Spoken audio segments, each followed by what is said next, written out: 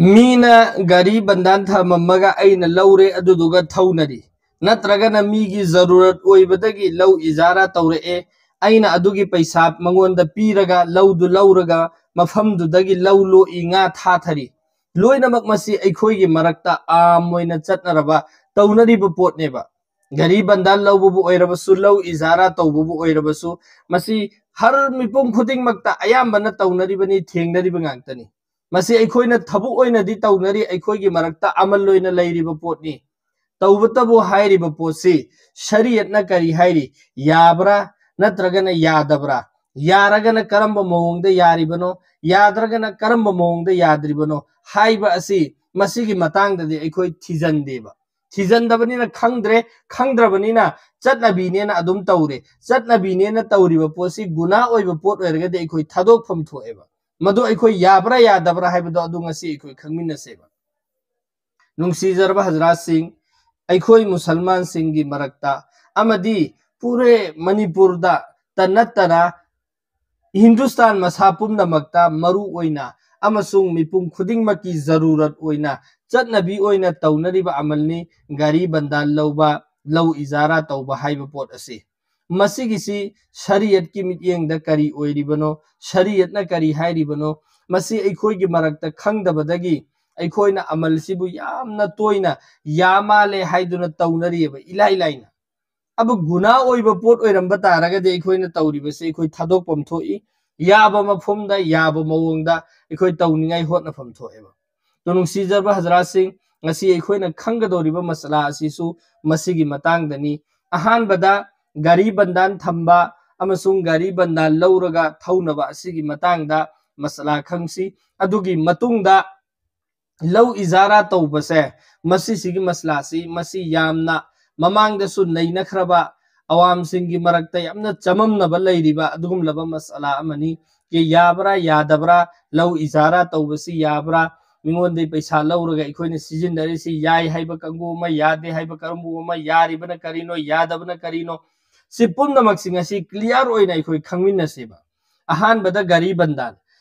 bandan lobase masigi si gari tanatana any bi pot lama ikhoina bandan thammaga lawriba haiba pose masigi si shariat ki mityengda fika gi line da masigi si rahan thamba amasung rahan lawba haina khangneyeba fika gi masla ab पीरिबा मीदुना राहिन कौई लौरिबा मीदुना मुर्तहिन कौई सिगी मसला फिकागी लरिकते यामना संदोकना मफम मफम the लोइनमक Irga थमी मदुदा चत्तबिदा अखोइगी जरूरत ओइरिबा मसला असिदा अखोइना वखन तंबा मतमदा अहानबदा गाड़ी बंदान थमिसि रहन थंबा कौई कनागुंबा मी अमा महाक्सि पैसागी जरूरत ओइरे महाक यामना पैसागी सख्त जरूरत ओइरे मंगोंदा पैसा लैत्रे कनागुंबा मिंगोंदगी पैसा पूगे फुलाना फुलाना दगी हाइरुरे मी एम्फोना मंगोंदा पैसा पूनिंगाइगी पिरक्त्रेबा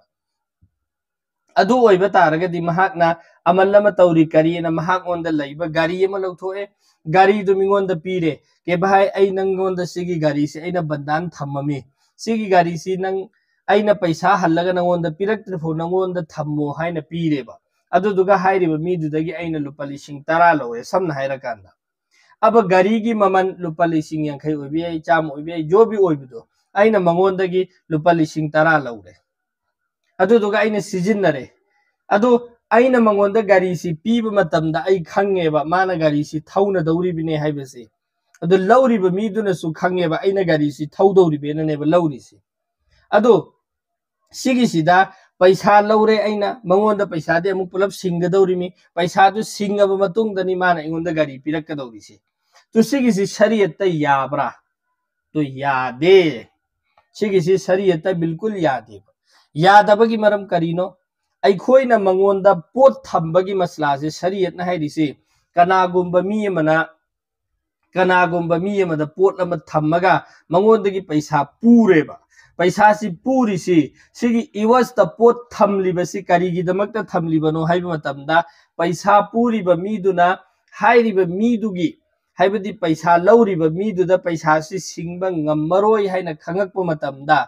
महाकना थम्मिबा पोटु योनथोअगा महाकी जो तोलिबा पैसादुगी ममनदु लौनिंगाइगिदमक्ता थाजनिंगाइगिदमक्ता ꯑꯩꯅ ꯅꯉꯣꯟꯗ ꯄꯩꯁꯥꯁꯤ ꯁꯣꯏꯗꯅ ꯁꯤꯡꯉꯛꯀꯅꯤ ꯍꯥꯏꯕ ꯑꯁꯦ ꯃꯁꯤꯒꯤꯁꯤ ꯊꯥꯖꯕꯗꯨ ꯄꯤꯅꯤꯡꯉꯥꯏꯒꯤꯗꯃꯛꯇꯅꯦꯕ ꯑꯩꯈꯣꯏꯅ ꯃꯉꯣꯟꯗ ꯄꯣꯠ ꯊꯝꯂꯤꯕ ꯑꯁꯤ अब थमलिबा पोसी सिगिसिदगी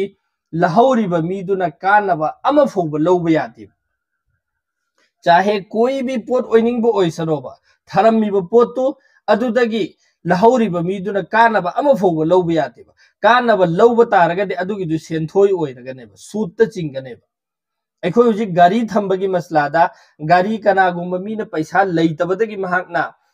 गाड़ी थरमगा पैसा लौखरे थरमिबा गाड़ी से अइना थौनरेबा अइसिना गाड़ी दुदगी कानबनेबा लौरिसे गाड़ी दुदगी कानबा लौरिबा असे मसिसे अइगिदमक्ता हराम ओइगनेबा सूटनेबा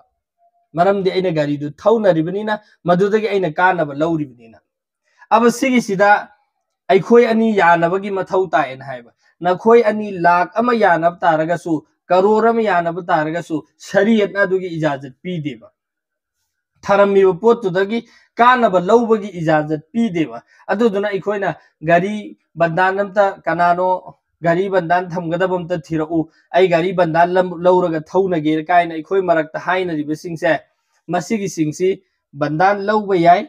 गाड़ी बंदान लहौसी पैसा पीखिसी अदुगा गाड़ी दुदी थौदबिदा अदुम थमसेबा अदुदुगा मीदुना पैसा सिंग अबकांदा गाड़ी दु पिथोखिबा अब अखोन है सीधे अखोद करीमता कानद्रे मोंदा पैसा पीबगी अदुदुनी शरीयत हाइदिसे कनागुंबा मी अमदा उधार पीरे अखोन पैसा पुहल्ले अदुदुगा कानबा लौबा तारगदी चप मानद्रोबा पैसा दुदा ममन हेंगत हल्लगा सेंथोय लौबगा चप मानद्रोबा अदुदुना थरमिबा पोतुदी माना पैसा दु सिंगके हाइबा अदु थाजबदु पीनिंगाइगिदमक्ता थरमबनी नाके अइना सिजिन्ननिंगाइगी सिगिसिदा अमना करीनो हाइ मतमदा थरमिबा मीदु समना हाइदा अइगोंदा हुजिक अइ पैसागी जरूरत ओइरे अइना फुलाना मी अमदगी लुपा लिसिंग 10 लौरे अइगी गाड़ी सी थरमने मंगोंदा अब गाड़ी सी थरमबा मतुंगदा अइना मंगोंदगी गाड़ी सी अमका लौरगा अइना थौबदी यायबा अदुदुगा गाड़ी लहौरिबा मीदु अदुदुना थौरगा अदुदगी कानबा लौबा यादेबा अब अइना थौबा यारिसिदसु सुमैनासु तौनरियबा के आइगी डिजन ऑक्टो दी लाई आइगी डिजन ऑक्टो से आई नंगोंदा थम्मगे बंदान थम्मगे नंग अइगोंदा लुपा लिसिंग यांखै पिरो नत्रगना लुपा लाख अम पिरो आइगी गाड़ी सी नंगोंदा थम्मगे थमखरे बंदान थमखरे आइना मंगोंदे पैसा लौखरे अदुदुगा आइना हुजिकी मी सिदा अमुका चटलगा हाइरेबा के भाई नंगोंदा आइगी गाड़ी थम्मिदु आई थौनगे अदुगा अदुदगी पैसा तालक्के अदुगी तालक्प पैसा दो अइना नंगोंदा खर खर पिखलक्के न हाइरेबा सिसु यादेबा करीगी मरमगिनो याद्रिसी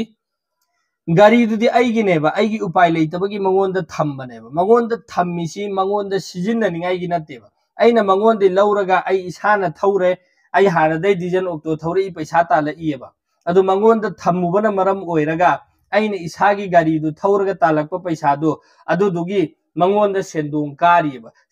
कारिबा पोसे सिगिसी गाड़ी दु थम्मुबगी काबनते सेंथोय पीबगा चप मानेबा अदुदुना सुमैना तौरगा थमनबा सुमैना तौरगा पोत लौनबा अमा फोबा यादे शरीयत नाजायजनी हरामनेबा सेंथोय पीबगा चप मानेबा सिगी मसलासिमक इकुई कुइदना ngarangmak मी अमना हंगकपदगी अइना सिगी मसलासि सुमैना खुमखी तौबतबु सिगी अइखोयगी मरक्ता यामना आम ओइना चटनरिबा पोतनेबा के अइगी गाड़ी सी मंगोंदा थम्मे अइ इसामक्तदा हाइरखिबा याउखरेबा थेंगनखरेबा के लुपा लिसिंग यांखै खक्ता पिरो अइगी डिजन ऑक्टो से नंगोंदा थमगे बंदान थमगे अदुगा अइना पैसा लैरा अबकांदा नंगोंदगी अमुक हनगे जब तक नंगोंदा अइगी गाड़ी सी लैरि फौबा अइ अदुम थौनगे अदुदुगा नंगना मरुप अमा याउ अदुदुगा नंगी मरुप तो अइ अदुम हुनबीगे जब तक अइना पैसा हंद्रि फौबा आइना हाइबसे अइ इसामक्ता थोखरेबा हाइरखरेबा अब से अइगोंदा हाइरखिबा पोसे अइखोय अवाम सिंगी मरक्ता सु आम ओइना चटनरेबा सि तौबसु अइना मयामम थेंगनरेबा अब से जब जायज ओइद्रे शरीयतना हराम ने हाइ तारगदी सिगी अमल सिदगी अइखोय लापना लैसी तौरोइसेबा हा गाड़ी थम्मु पैसा लौ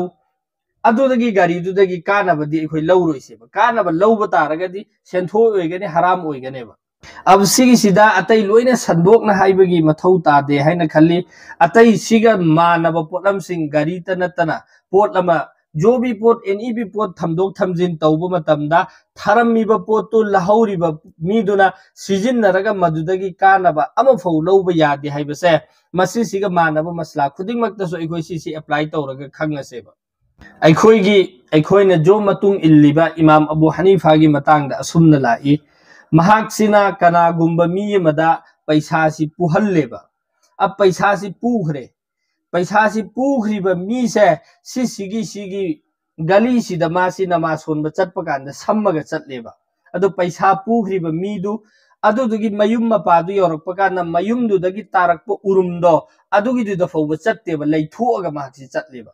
मीना हंगेबा हजरत नहाकना अतोप युम सिंगसिगिदी मरुमदा उरुमदा अदुम चटली नोंसादा चटली उरुमदा चटली युम सिंगसिगी उरुमदा चटली फुलाना युम मसी यौरकपा कांदादी महाकी मयुम मसीगी उरुमदा चट्टबिदा नहाकना नोंसादा चटलगा मसीदा चटलीसी करी मरमगिनोना हंगेबा अदुदा इमाम अबू हनीफाना हाय करियना फुलाना युम मसीदा लैरिबा मी असिना अइंगोंदगी पैसा खरा पुखी अदुना माना अइंगोंदा जब तक पैसा दु सिंगक्त्रि फौबा मागी युमदगी तारकपा उरुमसे असिगी सिदगी अइना कानबा लौरगा नोंसादगी कल्लगा अइना चटपा तारगदी अइंगोंदा जो कानबा लमंगोंदगी कानबा लौबगी अमांगबा हाइबदी सेंथोइदो अइंगोंदा लाकदरा हाइना कीबदगी अइना मागी युम मसीगी उरुमदा चत्रिमेन हायबा कयाम यामना लुबा मसला ओइरमनी उरुमदा फौबा युमदुगी उरुमदो अदुदा फौबा इमाम अबू हनीफा चटखिदेबा अदो अखोइदि ngasi पोट मीना बंदान थमकपा ngairaga leiba mi su mayamum leiba ke gari thamakera jo bi pot thamakpasi thamaiba pot tu season na ningai gi neba ngaira leidisi aduna madugi du da season na ba bilkul jaiz natteba अब सिसिना गाड़ी की अमदी अतै अतै पोचै की मतंग दनी बंदान थम्मगा सिजिन्नबा यादबगिसी अदुगा मरु ओइना तौनरिबा पोसक्ता लौ इजारा तौबा हाइबा असिगिसिदसु अखोइगी मरक्ता यामना आम ओइना तौनरिबा पोटनेबा के अइ ngasi हुजिक पैसागी यामना जरूरतनी अदो अइगी पैसागी जरूरत ओइरिबा असे कनागुंबा मीयमदगी अइना पुरुप तारगसु पैसादो लुपा लाख अनि अइ दरकार ओइरे अइगी लुपा लाख अनि दरकार ओइरिबसि कनागुंबमदे लाख अनि पुगी हाइब कांददी हेता इलाइ लाइना पीदेबा अदुना अइ लाख अनि पुफम लैते बेंगदगी लोन लौरुबा तारे अदुगी इंटरेस्ट पीरनी अदु सेंथोइनेना अखोइ बेंगदगी सु लोन लौद्रे मिंगोंदैसु पुफम लैत्रे अदुदी करी तौनै हाइ मतमदा अइंगोंदा लैरिबा लौसे लौ संगम अम ओइरो परी अम ओइरो जो भी अइगी लैरिबा लौसी मिंगोंदा बंदान थम्मेबा के भाई फुलाना अइगी लौसी नंगोंदा थमलबनी नंगों अइंगोंदा लुपा लाख अनि पिरओ अदुगा अइना नंगोंदा लुपा लाख अनि सि हंद्रि फौबा नंग अइ लौसिदे अदुम चानौ सिजिन्ना ओइना हाइरे अदुदुगा अइना पैसा लेरकांदा नंगोंदगी हनगेन हाइरगा लौरेबा अदु सिगिसी याबरा यादबरा हाइबदुनी अदु सिसु यादेबा जैसे ngसाइना इखोइना ममांगदा गाड़ी की मसलादा पनख्रिबा अदुमना सिगिसु यादे यादिरबगी मरमदी करिनो अइना मंगोंदा लौसी पीरिबसे अइना नंगी पैसासी सुक्सोइ सोइदना सिंगकनी हाइबगी थाजब पीनिंगाइगी दमक्तनेबा के अइना पैसासी नंगी पैसा लुपा लाख अनि सी सिंगबा ngamdaba तारगदी अइगी लौसी योलगा नंगी लुपा लाख अनि दु लौ अदुदुगा अरेमबदुना इंगोन पिरागसु नंगी लाख अनि दुदी सुमांग मांगोय इंगोंदा थंबकांदा इंगोंदा पीबकांदा सुमांग मांगोय हाइबदु अदुदुगी थाजबदु पीनिंगाइगी दमक्तनेबा अइना मंगोंदा लौ पीरिबसे अदुदुना माना इंगोंदा पिरइबा पैसादु अदुदुगी मखा पोना माना अइगी लौदुदगी कानब लौरे nga थाजल्ले लौ उरे माना लोइना अइना पैसा हलक्त्रफौ सिजिन्नरेबा जितना अदुदगी माना कानब लौखत्लिबा खुदिंगमक्तो अदु लोइनमक्की लोइनमक टोटली हराम ओइगनी अदुदु सूटनी सेंथोइदो लोइन चनगनेबा अब लौगिदा याबगी मसला अमसु लैयबा मसिगी मसला सिदनेबा अखोइ खुदिंग अयाम लोइना चयेतनरिबा मयामसे लौ इजारा तौबसे मसिगी सिदा याबगी तरीका अमदि लैयबा याबगी तरीका अम लैरिबसि ममांगदा अइना ताखिबदा अमदि किसी ओलमा सिंगदगी ओलमा अमानिदगी सु ताखिबा कांदा ओलमाना डायरेक्ट हाइबदि नते अवाम सिंगना फुलाना ओलमा दुना हाइ अदु हाइरिबा तरीका सिदसु यादि हाइना हाइ हेना अवामना हाइबदा इना ताखि बहरहाल हाइनरिबा खुदिंगमक्तुगी मरक्ता सिगी मतंगदा अइना ममांगदगी लरिकता येंगलगनी अइना ngasi मयामगी मफमदा याबा तरीका असि थमगदौरिबा असि अइगी माइकैदगी नते अब कनागुम्बना सिगी मतंग दा चिंगनब यावरगसु नत्रगना मसी लाले हाइना खनब तारगसु मदुगी मतंग दा अचुंब दलील पिरकप कांदे इंशाल्लाह कबूल तौजगनी अइना मयामगी मफमदा थमगदौरिबा असिसु फतवाए काश्मीया सी उलमा सिंगदा अयामबना 99% उलमा खुदिंगमकना खंगनरबा दुगुमलबा फतवागी लरिकनी फतवाए काश्मीया हाइरिबा असि मसिसिगी जिल्द नंबर 12 सुबा अमसुंग सफा नंबर हुम्फुगा मरी सूबदगी हौबनी रहनगी मसला असी जैसे अइना ममांगदा अहानबदा पंजखरे सिदा अइखोइना लौनरिबा थमनरिबा पोट असी रहननी हाइना अदो सिगी सिदा यावरिबनी मसिगी याबगी तरतीब मसी उर्दूना इरगा अमसुंग अरबीना मदुगी इरिबा मयामदो हाइदबिदा कनागुम्बना दलील पामलगदी मदुगी दुदा यावरिबनी एंगबीरो अइना मणिपुर लोनदा अइखोइना ज्ञान तानबा मरोनदा हाइरबदा कनागुम्बा मीना लौ इजारा तौरे के भाई नंग अइंगोंदा लुपा लाख अनि पिरो अइगी लौसी नंगोंदा थम्मगे हाइना अइ थम्मे अब अइना मंगोंदे लुपा लाख अनि लौरे मंगोंदा अइना अइगी लौसी थम्मे अब माना लौसी सिजिन्ननिंगगदी अइखोइना सिगी मथक्ता लौदो अइना मंगोंदा थम्मिबा लौदो अदुदो मंगोंदा किरायादा पीबगी अमुका अइना नौना किरायादा पीबा तारेबा हाइबदी मंगोंदा वाइहनबा वाइबगी सि करिनो लौसी अइखोइ सेमांगबिदा थम्बा हाइना लैदना सेमांगबिदा अइना नंगोंदगी नंगी अइगी फार्मसी नंगना लौरो नंग लुपा लिसिंग 10 इगोंदा पिरो चाहिम नंग सिजिन्नरो चाहिमगी मतुंगदा लुपा लिसिंग 10 दो अमफोबा हल्लरोय लोइन 100% लोइनमक लोइखरनी नंगना चाहिम सिजिन्नर मतुंगदा लौसी ऑटोमेटिकली अइगी ओइरनी हाइना सि सेमांगबिदा थम्बा हाइरसे सिगी सिददी कोइ चेनबा अमफो लैते लोइना जायजनेबा यायेबा सुमैन तौबदी अब सुमैन तौबसी समनाबदा अइंगोंदगी माना मतम खरगी वाइरगा सिजिन्नबनेबा अदुगी ममन अइंगोंदा पिरइबा अदुमैन तौदन लुपा लाख अमा अइना लौरे लुपा लाख अनि लौरे अदुदुगा मंगोंदा पीरे माना सिजिन्ननिंगाइगी दमकता अइंगोंदा चाहिगी ओइरो नत्रगना लौ लोकपगी एतबारदा अमतंग लौ लोकपगी नत्रगना nga फाबगी एतबारदा नत्रगा चाहिगी एतबारदा पारगा समनाबदा चाहिगी एतबारदा पारे अदुदुगा चाही खुदिंगी अइगी लौसी नंग सिजिन्नबगी नंग अइंगोंदा लुपा लिसिंग कुन पिरा उइना अइना हाइरेबा अइसी लौ अइगी लौसी सिजिन्नबगी अइंगोंदा लुपा लिसिंग कुन हाइना पिरो अदुदुगा नंगना अइगी लौसी सिजिन्नरो अइना हाइनरे यानरे अदु लुपा लिसिंग कुन सी पैसा ओइना चाही खुदिंगी अइंगोंदा पिरकेरा नत्रगना मंगोंदगी अइना लुपा लाख अनि लौखरिदो अदुदगी अदुम कखिबा ओइरसु यायेबा अनिमक्ता याय समना हाइरकांदा सेमांगबिदा लौ थम्बा हाइना अइखोइ मणिपुरदा हाइनरिबा पोतो मदुगिदु अदुदु यायेबा याबदो अइखोइना अकदा तौबा मतमदा अइना नंगोंदा गी लौसी लौरबनी अइना नंगोंदा अइगी लौसी थम्मबनी तौबतब नंगना सिगी लौसी सिजिन्नबगी अइंगोंदा ममनदी पीगदबी सिजिन्नबगी ममन हाइरगा अदुगी ममनदु पैसा ओइना पिरकेरा नत्रगना अइना मंगोंदगी पैसा लौरिदो अदुदगी कक्केरा अनिमक्तुदु ओइनिंगबो ओइबिय तौबतब ममन पीरगा सिजिन्नबा तारगदी थम्मिबा मीदुना अदुगी पोतु सिजिन्नबा यायेबा अब थम्मिबा पोसी सिगिसिदा अइगी लौसी मार्केटता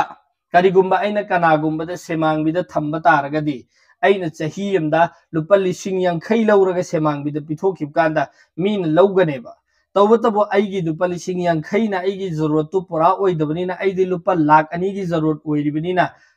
लाख अनि दु लौरेबा अदो पैसा पिरइबा मीदुना हाइरे अइ नंगोंदगी नंगी लौसी लौबा मतमदा लुपा लिसिंग 50 दी पीबा ngमोय लिसिंग 10 ता पीगे 10 ता पीगे हाइरे जो भी